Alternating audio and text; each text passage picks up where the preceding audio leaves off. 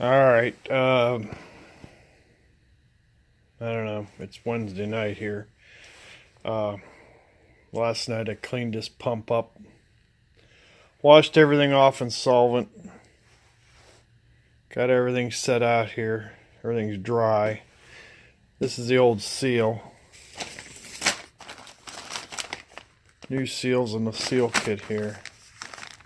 So, first thing I'm going to do is I'm going to knock this old seal out. Then I have to set the shaft in there. Set the shaft in the pump without the seal. There's these thin shims. I got to set the preload on the tapered roller bearings with these here. Bolt the back cover on. Make sure that the shaft has no end play. So that's what I'm going to do. I'm going to get that shaft seal out of there and get the shaft set in the housing. Make sure there's no end play. So hold on. Alright, there, I got it back in there. And there's just a slight bit of drag on there. The shaft seal's out. That's the shaft seal. Anybody thought that was in backwards? Look how heavy that sucker is. Yeah, that's the oil seal there. That's just the dust wiper.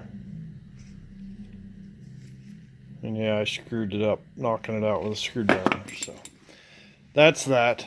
One other thing I wanted to show you is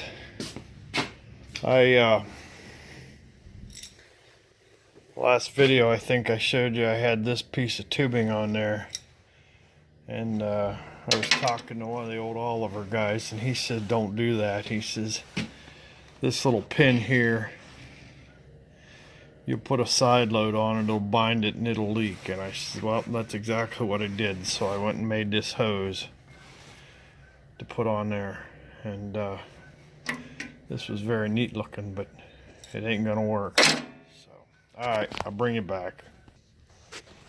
Alright, I got the shaft knocked back out of it. These are the shims. I got them stuck in there with grease so they don't wander off. This is the rear bearing. There's O-rings that go in these grooves. Alright, the next thing is I have to change this seal here. It's just a little Teflon ring that goes in the shaft, and I have to expand it over the splines and get it down onto here. So, and I have to put the new seal in this bore. So hold on, I'll bring you back. Okay, I got that seal stretched up over here, and it slid right down to there.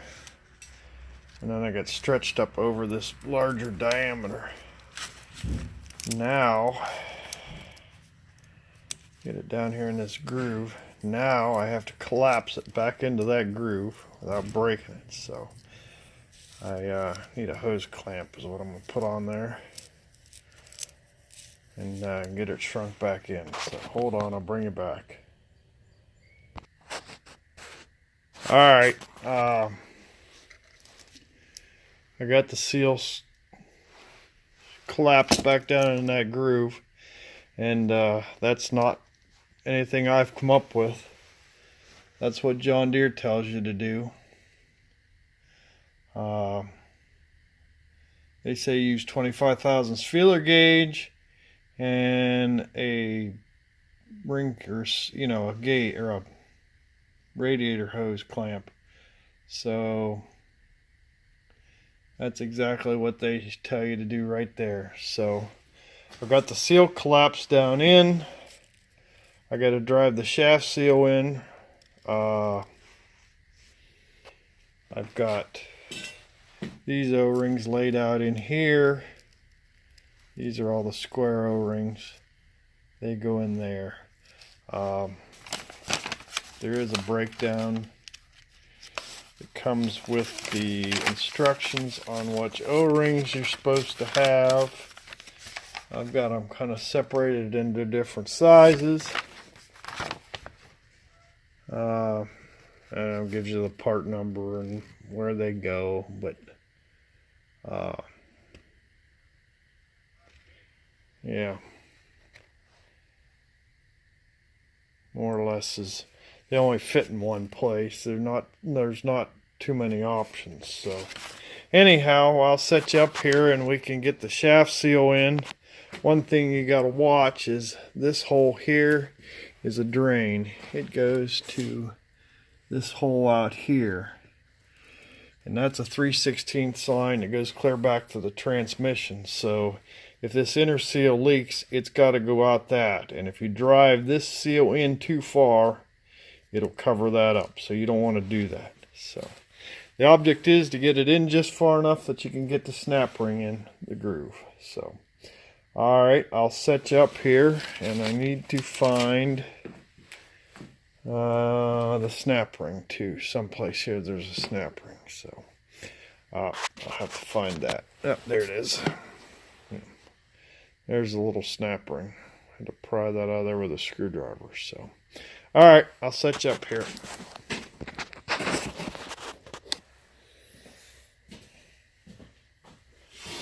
New shaft seal.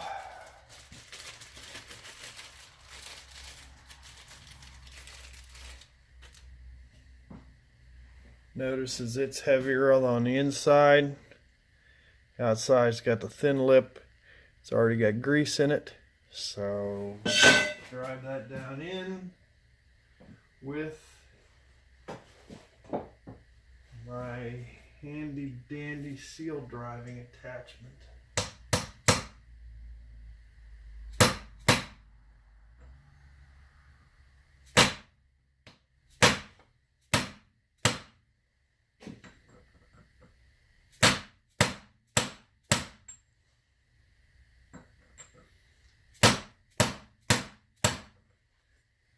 A little further.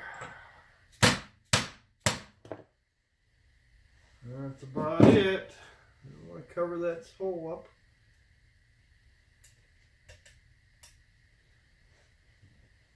Not quite it.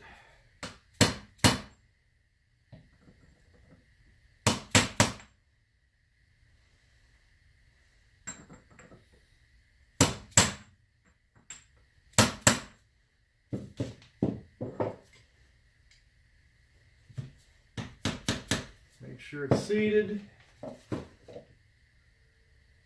Make sure there's nothing but grease on the lip. Take the hose clamp off of here. A little bit of grease on that.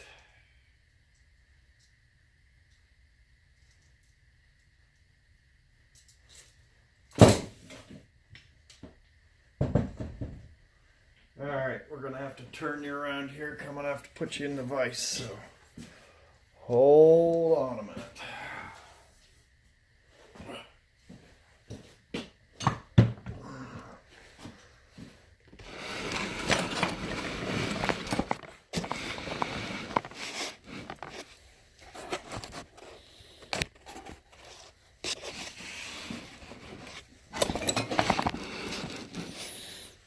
Alright, that's good, as close as I'm going to get with my $19 tripod there. Shafts in.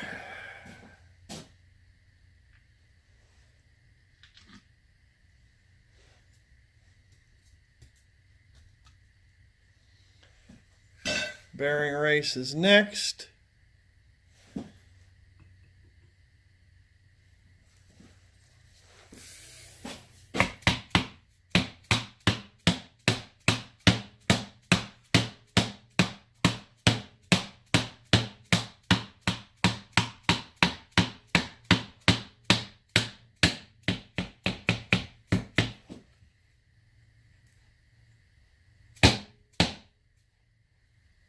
I love that hammer. It's plastic.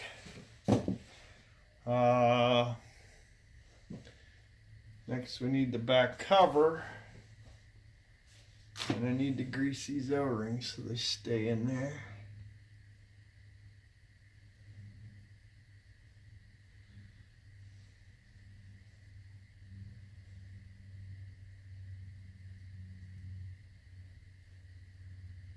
Hold on.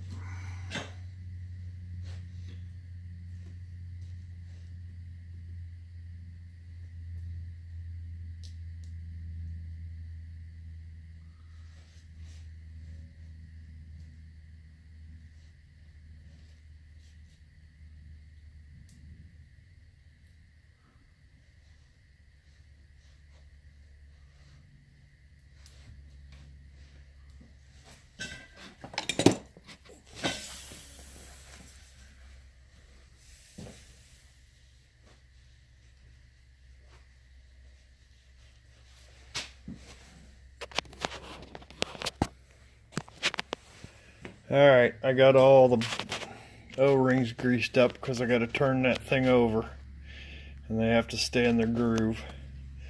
The shims are in there, they're greased in, and yeah, let's see if we can make a mess.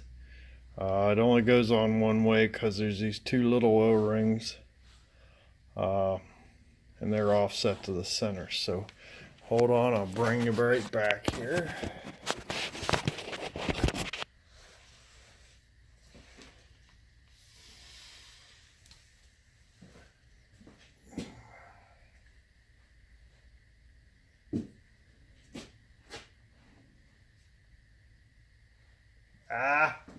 Forgetting one important thing. Forgetting these check valves. They gotta go in there too.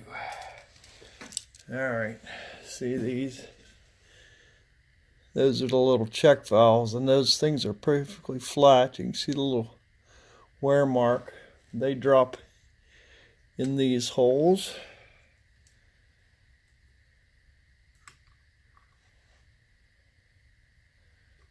Those are a good sign that there's no wear on this pump, or very little.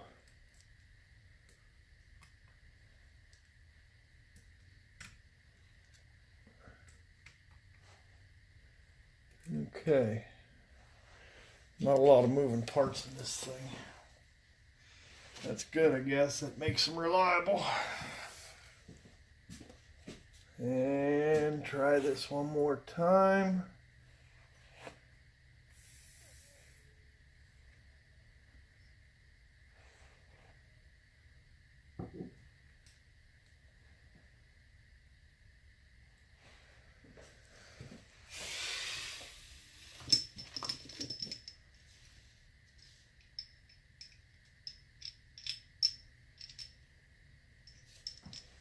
Drop the bolts in.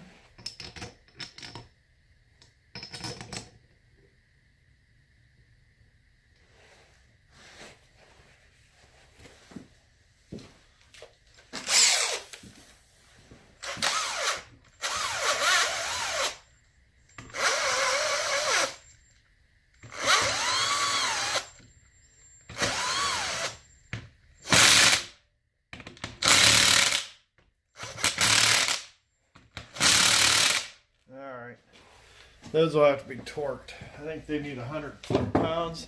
I think John Deere tells you 75. But yeah, got plenty of grease on there. So now we're gonna put it down. See, I've got each one of these caps numbered. There's 4, 3. There's a 6. That's marked there. The back cover's marked.